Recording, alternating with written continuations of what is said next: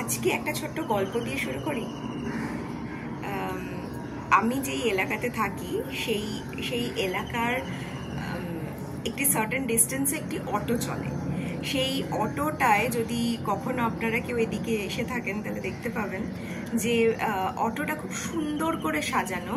অটোর ওপরে মানে মাথার ওপরে প্রচুর গাছপালা রয়েছে এবং পুরো অটোটাই বিভিন্ন মানে সজীব গাছ দিয়ে তৈরি এবং তাতে রেগুলার জল দেওয়া হয়, মাটি তৈরি করা হয়েছে, সার দেওয়া হয়, সুন্দর।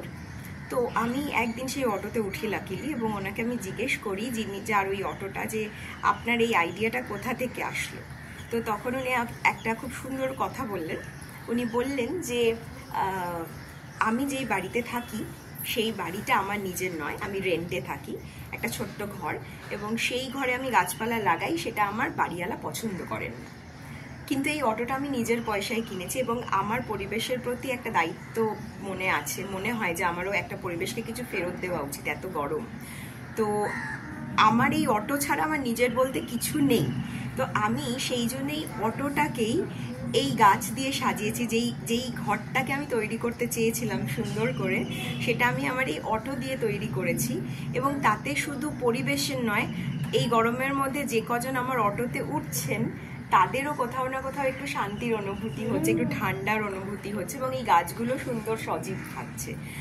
তো এখান থেকে আমরা যেটা জানতে পারলাম পামেলা, একটা খুব সুন্দর বোধের কথা আমরা বুঝতে পারলাম যে quality of work is my responsibility.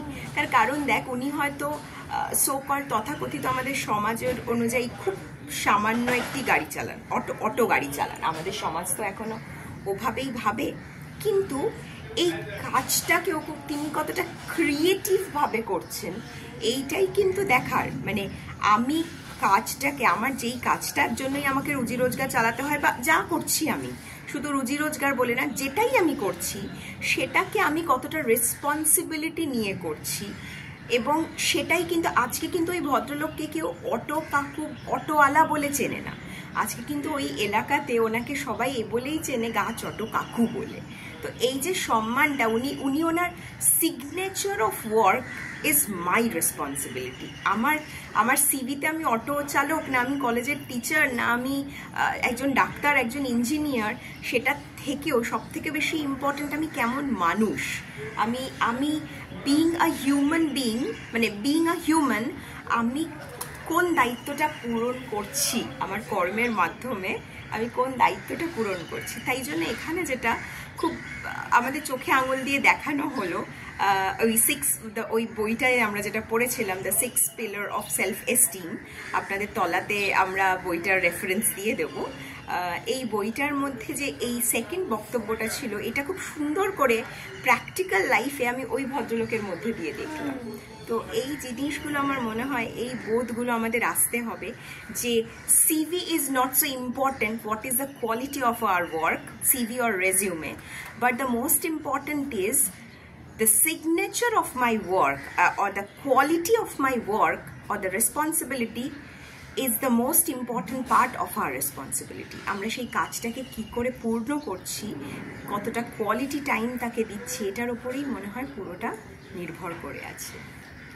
একদমই। আর আমার একটাই কথা শুধু মনে হচ্ছে লাস্ট, যে এই যে তুমি বললে যে কোয়ালিটি অফ ওয়ার্ক, সেখান থেকে উনি এখন গাছ অটো কাকু বলে এখানে পরিচিত সকলের কাছে।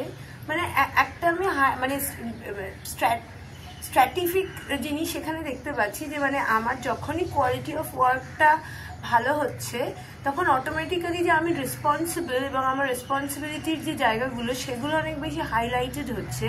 এবং ওখান থেকেই আমার হাইলাইটেড যখনই আমার রেসপন্সিবিলিটি হচ্ছে, আমাকে লোকজন অনেক বেশি ভিজিবল হচ্ছি আমি সবার কাছে।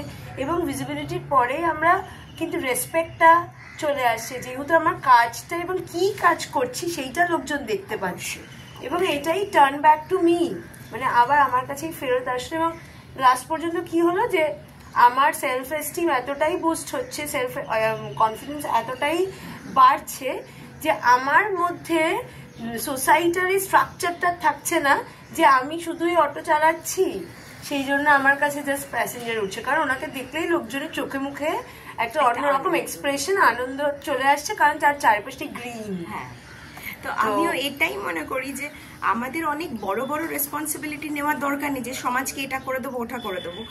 আমরা যদি যেই কাজটা করছি সেটাকেই যদি আমরা আমাদের 100% দিয়ে করি বা যদি সেটাকে আরেকটু ক্রিয়েটিভ ভাবে করি, সমাজের কথা ভেবে, শুধু নিজের কথা না ভেবে বা শুধু মানিটারি গেনের কথা না ভেবে, আবার বারবার বলছি পয়সা তো দরকারই, এখানে কোনো বক্তব্য নেই, নো ডাউট এখনকার যুগে এটা দরকার, কিন্তু তার সাথে যদি আমার মধ্যে যদি সেন্স অফ রেসপন্সিবিলিটিটা চলে আসে এবং হাউ টু ব্যালেন্স ইট, এবং যদি আমরা প্রপারলি কাজটা করি, আমরা যেই কাজটা করছি সেটাকে 100% করা এবং কনসিয়াসলি করা, এইটা যদি তৈরি হয়ে যায় তাহলেই আমার মনে হয় পৃথিবীটা আরেকটু সুন্দর হয়ে যাবে। একটু জিজ্ঞাসা করুন, আমরা কি আমাদের এই রোজ নামচার কাজগুলো যাই করি না কেন সেটা কি একটু কনসিয়াসলি করছি, নাকি আমরা শুধু করছি মাসের শেষে স্যালারিটা পেয়ে